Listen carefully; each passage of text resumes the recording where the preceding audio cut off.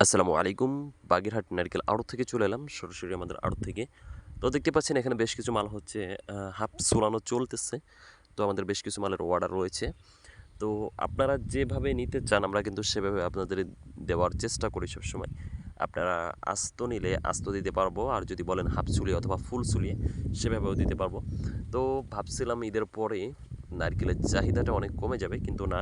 তো ঈদের পরেও কিন্তু বেশ চাহিদা এখনও রয়েছে নারকেলের। তো আপনারা এই ব্যবসাটি করতে পারেন। মোটামুটি খুব ভালো ব্যবসা। মানে অনেক ব্যবসা সেটা বলবো না। তার কারণ হচ্ছে বর্তমানে নারকেলের উৎপাদন খুবই কম।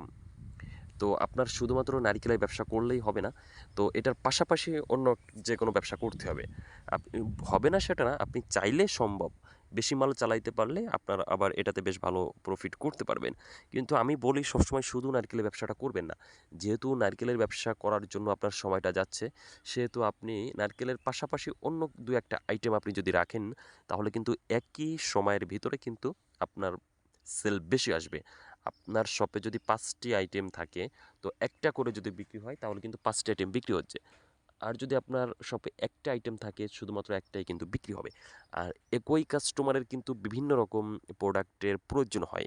তো এইজন্য আপনারা যারা মুদিখানার ব্যবসা করেন বা অন্যান্য যে ব্যবসা করেন, অথবা এর দেখি কিন এর মাঝে যেন ফার্মেসির সামনে দেখি কিন আপনার নারকেল ক্যারেটে করে রেখে দিয়েছে, ওইখান থেকে বিক্রি করতেছে। উনি কিন্তু ফার্মেসি ওষুধ বিক্রি করে।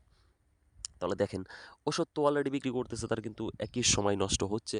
তো ওইটার পাশাপাশি কিন্তু ওটাও বিক্রি করতেছে।